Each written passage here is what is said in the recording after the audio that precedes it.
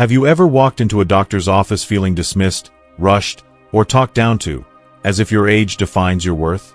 Have you sensed that your symptoms are being brushed off as just aging, or felt patronized by oversimplified explanations that undermine your intelligence? If you're over 60, what I'm about to reveal will hit you like a thunderbolt. After digging deep into the healthcare system and speaking with doctors, nurses, and advocates, I've uncovered 7 heart-wrenching truths about how medical professionals really view seniors. Truths that could be costing you respect, dignity, and even years of your life. This isn't just a wake-up call. It's a battle cry to reclaim your power in every medical encounter. You need to watch this video until the end because I'm not only exposing these shocking biases but also arming you with proven strategies to demand the care you deserve, transforming you from a passive patient into an unstoppable advocate for your health. Before we begin, I would appreciate it if you like this video. You can help me continue to spread the old age lesson. If you haven't subscribed yet, I recommend you subscribe and turn on the bell so you don't miss any videos. If you like this video, please comment number 1. If you don't like it, comment number 0 to let me know, so I can make a better video for you. Now let's get started. 1. They label you high maintenance before you say a word. From the moment your medical chart flags you as 65 or older, a subtle but pervasive bias kicks in.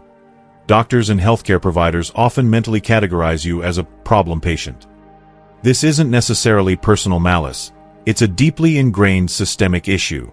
Healthcare systems, driven by the need for efficiency and cost containment, condition providers to view older patients as inherently time-consuming, resource-intensive, and complex. Dr. Ellen Carter, a former emergency room physician who now advocates for senior healthcare reform, explains, medical training emphasizes throughput, seeing as many patients as possible in a day. Seniors, with their multifaceted health histories and slower-paced appointments, are often seen as obstacles to that goal. The label, high maintenance, is applied before you even open your mouth. This preconception can have serious consequences. Doctors may rush through your appointment, skip thorough examinations, or avoid ordering comprehensive tests to streamline their workflow. Consider the case of 72-year-old Margaret, a retired high school teacher who meticulously documented her symptoms of persistent fatigue and shortness of breath in a detailed journal. When she presented her notes to her primary care physician, he barely glanced at them, dismissing her concerns with, "At your age, feeling tired and winded is just part of life." Frustrated but persistent, Margaret sought a second opinion from a cardiologist, who diagnosed her with heart failure, a condition that could have been treated far earlier with proper attention. Had she not advocated for herself, her condition might have worsened, potentially leading to hospitalization or worse. How to fight back? To counter this bias, approach your medical appointments with confidence and preparation. Begin each visit by clearly articulating specific, measurable goals for your health. For example, you might say, "Over the past 2 months, I've noticed a 30% reduction in my energy levels, and I'm struggling to walk short distances without feeling winded. I want to identify the underlying cause." This direct approach signals that you're engaged and expect actionable outcomes. Prepare a concise, 1-page health summary that includes your medical history, current medications, and a timeline of your symptoms. This document demonstrates your proactive approach and provides a quick reference for busy providers. If you feel your concerns are being sidelined, request a dedicated follow-up appointment. Can we schedule a 30-minute visit to thoroughly discuss my heart-related concerns? During appointments, take detailed notes or ask permission to record the conversation, where legally allowed. This not only helps you keep track of recommendations but also holds providers accountable for addressing your concerns. Finally, consider bringing a trusted friend or family member to appointments to reinforce your questions and ensure your voice is heard. 2. Your care is dictated by cold, hard cash. Behind the scenes of your doctor's office, a harsh reality looms. Financial constraints often dictate the quality and extent of your care. Healthcare providers face mounting pressure from insurance companies and hospital administrators to minimize costs, especially for older patients whose complex needs constrain tight budgets. With shrinking insurance reimbursements and packed schedules, doctors may prioritize cost-saving measures over comprehensive care. A 2023 study published in the Journal of General Internal Medicine found that physicians spend, on average, 25% less time actively listening to patients over 65 compared to younger patients, often because they assume addressing seniors' issues fully would be too costly or time-intensive. This economic calculus can lead to suboptimal treatment plans. Take the example of 68-year-old Robert, a retired mechanic who sought treatment for chronic knee pain that severely limited his mobility. His primary care physician recommended long-term painkillers, citing surgical risks at your age as the reason to avoid a knee replacement. Unconvinced, Robert researched his condition and consulted a geriatric orthopedist, who confirmed he was an excellent candidate for surgery. After the procedure, Robert regained full mobility and returned to his active lifestyle. Only later did he learn that his initial doctor's recommendation was influenced by the high cost of surgery and a hospital policy discouraging elective procedures for patients deemed nearing the end of life. How to fight back? To ensure your care is driven by medical necessity rather than financial considerations, come prepared with pointed questions. For instance, ask, is this treatment plan based solely on my health condition, or are cost considerations influencing your recommendation? Research your condition using reputable sources like the National Institutes of Health or peer-reviewed medical journals, and present evidence of effective treatments for seniors.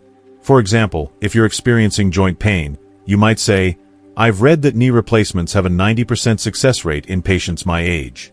Can we discuss why this isn't an option for me?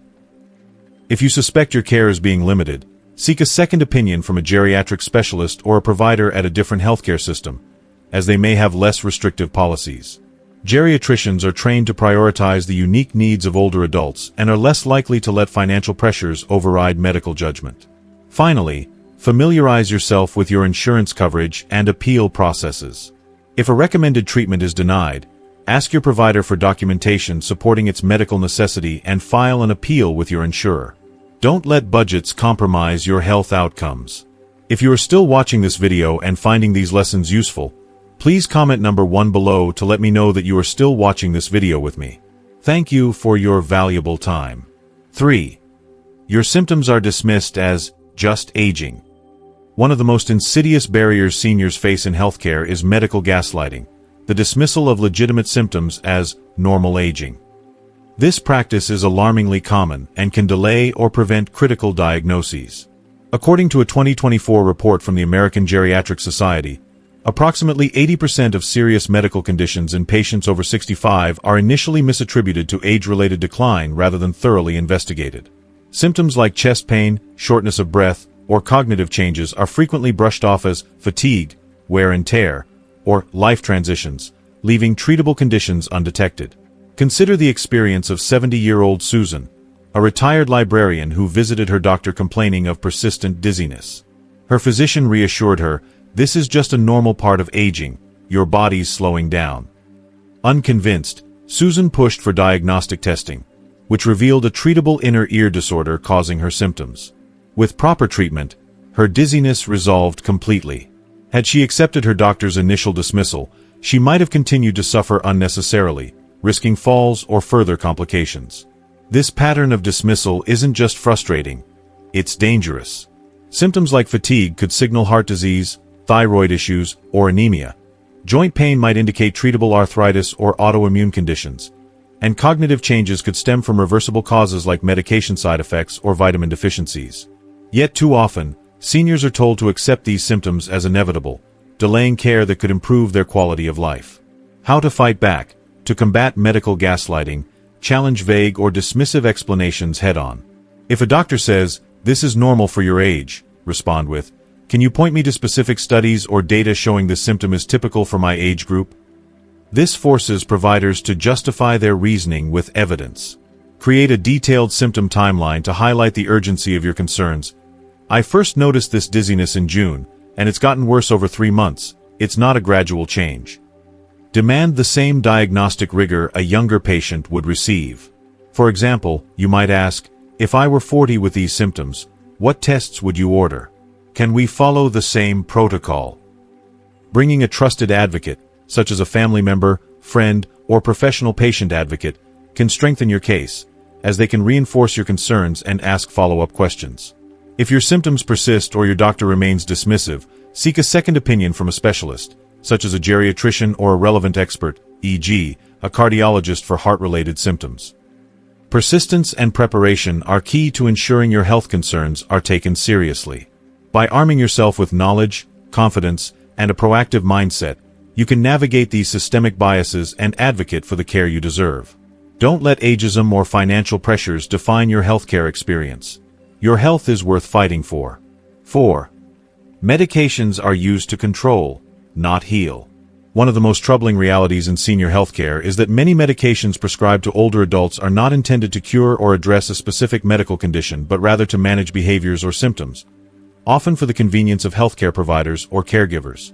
Sedatives, mood stabilizers, antipsychotics, and antidepressants are frequently administered to seniors to make them more compliant, docile, or easier to manage in settings like nursing homes, hospitals, or rehabilitation facilities.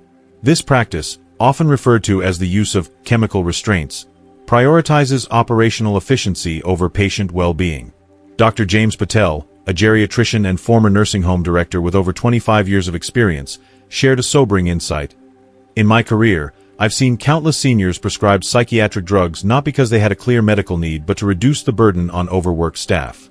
It's a systemic issue rooted in understaffing and a lack of individualized care. Data underscores the scale of this problem. According to a 2023 report from the National Center for Health Statistics, over 40% of seniors in long-term care facilities receive psychiatric medications, yet only 15% have a documented mental health diagnosis that justifies their use. The overuse of these drugs can lead to severe side effects, including confusion, dizziness, increased fall risk, and even accelerated cognitive decline. For example, antipsychotics like risperidone or haloperidol, often prescribed off-label for agitation, carry black box warnings for increased mortality risk in elderly patients with dementia. Consider the case of Clara, a 66-year-old grandmother recovering from hip replacement surgery in a rehabilitation center. After repeatedly questioning the pace of her physical therapy plan, citing her desire to return to her active lifestyle, her care team prescribed an anti-anxiety medication, claiming it would help her calm down and adjust. Within days, Clara began experiencing disorientation and memory lapses, side effects of the medication that were not disclosed to her. One evening, her confusion led to a fall in her room, resulting in a fractured wrist that set her recovery back by months and required additional surgery. Clara's story is not unique. It reflects a broader, silent epidemic where seniors are medicated to suppress behaviors rather than address underlying health needs, often without informed consent or adequate monitoring. How to fight back? Arm yourself with knowledge and assert your right to informed consent. Before accepting any new prescription, ask targeted questions. What specific condition is this medication treating? What are the expected benefits? And how will we measure their effectiveness over time? What are the potential side effects? And how do they interact with my current medications? Demand that your provider justify the prescription with evidence, such as clinical guidelines or studies specific to seniors. Use reputable resources like PubMed, the National Institutes of Health's Medline Plus, or the American Geriatric Society's Beers criteria to research medications and their appropriateness for older adults. Request a comprehensive medication review with a clinical pharmacist or geriatrician at least every 6 months, or immediately if you notice changes in mood, cognition, or physical function. Before starting a new drug, establish a baseline of your health through objective measures, such as cognitive tests, e.g., the mini-mental state examination, or physical assessments, e.g., balance or mobility tests, to track potential side effects. Document any adverse reactions and share them with your provider promptly.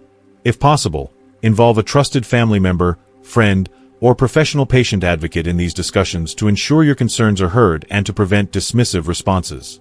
If you suspect a medication is being used to control rather than treat, seek a second opinion from a geriatric specialist who prioritizes patient-centered care. Finally, familiarize yourself with your rights under federal regulations, such as the Nursing Home Reform Act, which mandates that medications in care facilities must be medically necessary and not used as chemical restraints. If you are still watching this video and finding these lessons useful, please comment number 2 below to let me know that you are still watching this video with me. Thank you for your valuable time. 5. They assume your mind is slipping. A pervasive and damaging stereotype in healthcare is the assumption that seniors' cognitive abilities are inevitably declining, leading to oversimplified explanations, limited treatment options, and exclusion from innovative therapies.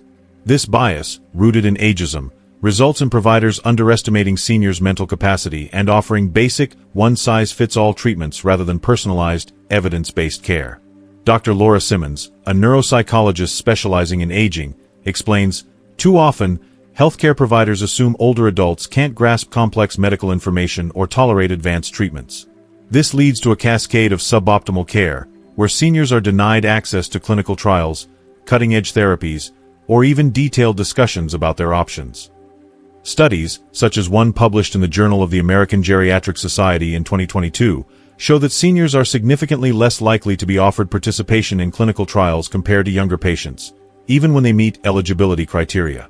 Edward, a 73-year-old retired chemist with a passion for lifelong learning, experienced this bias firsthand.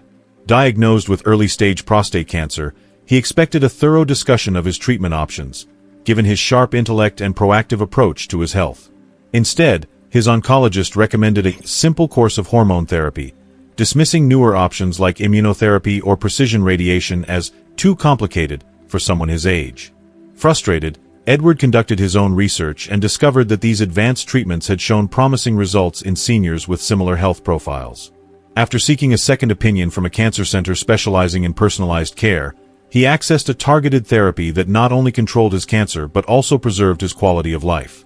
Edward's story highlights how assumptions about cognitive decline can rob seniors of access to the best available care. This bias also manifests in the way providers communicate. Seniors often report being spoken to in overly simplistic terms or having their questions brushed off, which can discourage them from engaging fully in their care.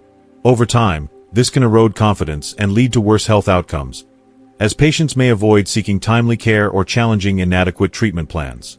How to fight back? Take control of your medical interactions by proactively demonstrating your mental acuity and engagement. Begin appointments by stating, "I've researched my condition thoroughly and have specific questions about my treatment options." This signals to your provider that you expect to be treated as a capable, informed patient. Prepare a list of detailed, science-based questions, such as, "Can you explain the mechanism of this treatment, its success rates in seniors, and why it's the best option for my case?" Use technology to your advantage. Bring data from health apps, wearable devices, e.g., heart rate or activity trackers, or digital medical records to appointments to show you're actively monitoring your health. Request comprehensive treatment plans in writing, including risks, benefits, and alternative options, so you can review them at home or with a trusted advisor. If you suspect your cognitive abilities are being underestimated, address it directly. "I feel my questions aren't being fully answered. Can we discuss my condition in more detail?" Consider bringing a family member, friend, or professional advocate to appointments to reinforce your voice and ensure your concerns are taken seriously. If your provider continues to oversimplify or dismiss your input, seek a second opinion from a geriatrician or specialist who values patient engagement. Additionally, explore opportunities to participate in clinical trials by visiting resources like clinicaltrials.gov and ask your provider, "Am I eligible for any ongoing trials for my condition?" Advocating for yourself as a mentally sharp individual can open doors to better care and more respectful interactions. 6. They undervalue your life's worth. Perhaps the most disheartening truth in senior healthcare is the systemic devaluation of older adults' lives through metrics like quality-adjusted life years, QALYs, or disability-adjusted life years, DALYs. These formulas, used by insurers and healthcare systems to allocate resources, assign a lower value to the remaining years of a senior's life compared to those of a younger person. As a result, older adults are often denied access to potentially life-saving interventions, such as surgeries, organ transplants, or advanced therapies, based on age rather than their overall health or potential for recovery. Dr. Patricia Hayes, a medical ethicist and professor at Johns Hopkins University, calls this practice ageism disguised as economics, noting that it perpetuates a culture where seniors are seen as less deserving of costly care. A 2024 study in Health Affairs found that seniors over 65 are 3 times more likely to be denied elective surgeries or transplants compared to patients under 50, even when controlling for comorbidities. Helen, a 69-year-old retired nurse with liver disease, faced this bias head-on. When she was evaluated for a liver transplant, her initial hepatologist recommended palliative care, citing her age and the limited benefit of the procedure. Helen, who was otherwise healthy, active, and determined to continue her volunteer work, was stunned by the dismissal. She sought a second opinion from a transplant center, where a thorough evaluation of her health and lifestyle led to her approval for the transplant. The procedure was a success, and Helen went on to live a vibrant, fulfilling life for another 12 years, defying the assumptions that had nearly cost her the opportunity. Stories like Helen's are all too common, as seniors are routinely denied care based on arbitrary age cutoffs rather than their medical fitness or potential for a meaningful recovery. This devaluation also extends to less overt practices, such as providers steering seniors toward conservative treatments or watchful waiting, instead of aggressive interventions that could improve quality of life. The result is a healthcare system that often prioritizes cost-saving over patient outcomes, leaving seniors to fight for their right to equal care. How to fight back? Challenge age-based denials head-on by demanding transparency and accountability. Ask your provider, would you recommend this course of action if I were 45? If not, please explain why my age changes the recommendation, and provide evidence to support your reasoning. Research outcomes for your condition in seniors using peer-reviewed journals, government health databases, e.g., CDC or NIH, or advocacy organization reports, and present this data to your provider to counter assumptions about your worth. For example, if you're seeking a transplant, cite studies showing successful outcomes in seniors, such as a 2023 American Journal of Transplantation study that found comparable survival rates for liver transplant recipients over 65. Connect with senior advocacy groups, such as AARP, the National Council on Aging, or the Center for Medicare Advocacy, which can provide legal support or guidance on navigating age-based discrimination. Document any instances where you suspect your care is being limited due to age, as these may violate federal anti-discrimination laws, such as the Age Discrimination Act of 1975 or Section 1557 of the Affordable Care Act. If denied a procedure or treatment, seek multiple second opinions from specialists at academic medical centers or facilities with expertise in your condition. Persistence and informed advocacy can make the difference between receiving life-changing care and being dismissed based on outdated metrics. If you are still watching this video and finding these lessons useful, please comment number 3 below to let me know that you are still watching this video with me. Thank you for your valuable time. 7. They undermine your trust in subtle ways. The final truth is both insidious and profoundly damaging. Healthcare providers often erode seniors' confidence through subtle, patronizing behaviors that signal a lack of trust in their ability to understand complex medical information. Slow, exaggerated speech, overly simplistic language, or dismissive phrases like, "Let's keep it simple," "Don't worry about the details," or "This might be too complicated," convey the assumption that seniors are less capable of engaging with their care. Over time, this condescension can lead to self-doubt, causing seniors to stop asking questions, delay seeking care, or accept suboptimal treatment plans. The psychological toll is significant, as it undermines autonomy and contributes to worse health outcomes. A 2022 study in The Gerontologist found that seniors who reported feeling patronized by healthcare providers were 30% more likely to delay follow-up care, leading to preventable complications. George, a 71-year-old retired high school teacher, experienced this firsthand. After noticing his primary care physician speaking to him in a slow, childlike tone during discussions about his diabetes management, George felt dismissed and embarrassed. Rather than press for clarification on his treatment plan, he stopped asking questions, fearing he was being perceived as difficult. Months later, untreated complications from poorly managed diabetes led to a severe foot infection, requiring an emergency room visit and a lengthy hospital stay. George's experience illustrates how condescension can have tangible, harmful consequences, discouraging seniors from advocating for their health and exacerbating medical issues. This subtle undermining also manifests in providers ignoring seniors' expertise or life experience. For example, a senior with a background in science or medicine may find their knowledge dismissed, further eroding their confidence. Over time, this dynamic can create a cycle where seniors feel disempowered, leading to disengagement from their care and poorer health outcomes. How to fight back? Reclaim your voice by addressing condescension directly and professionally. If you notice patronizing behavior, say, "I'd appreciate a detailed explanation of my condition and treatment options, as I'm fully capable of understanding the information." Prepare for appointments by researching your condition using reputable sources like Mayo Clinic, WebMD, or peer-reviewed journals, and bring a list of specific, evidence-based questions. For example, ask, "What are the latest guidelines for treating this condition in seniors, and how do they apply to my case? Are there alternative therapies I should consider?" This demonstrates your engagement and sets expectations for respectful communication. If you feel dismissed, don't hesitate to call it out. "I'm concerned that my questions aren't being fully addressed. Can we take time to revisit them in detail? Bringing a trusted advocate, such as a family member, friend, or professional patient advocate, can amplify your voice and ensure your concerns are taken seriously. Keep a written record of your appointments, including any instances of condescension, to discuss with your provider or a patient advocate if needed. If the behavior persists, consider switching to a provider who respects your intelligence and autonomy, such as a geriatrician trained in patient-centered care for seniors. Online platforms like HealthGrades or ZocDoc can help you find providers with strong patient reviews. Finally, join senior support groups or online communities to share experiences and strategies for navigating condescending healthcare interactions, reinforcing your confidence and advocacy skills. You've just uncovered the 7 heart-wrenching truths about medical ageism that the healthcare system never wanted you to know. From being labeled high maintenance to having your life's worth calculated in cold economic terms, you now see the biases that threaten your health and dignity.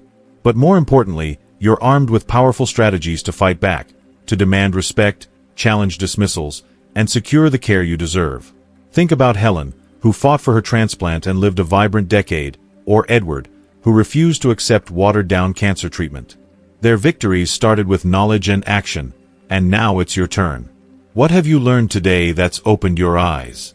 Maybe it's how to confront condescending doctors or the importance of bringing an advocate to appointments. Comment below with one key lesson you're taking away and how you'll put it into practice at your next medical visit. Your story could inspire another senior to stand up for their health. If you like this video, please leave your comment below, and don't forget to like, share, and subscribe to our YouTube channel. Together, we're changing healthcare for seniors, one empowered voice at a time.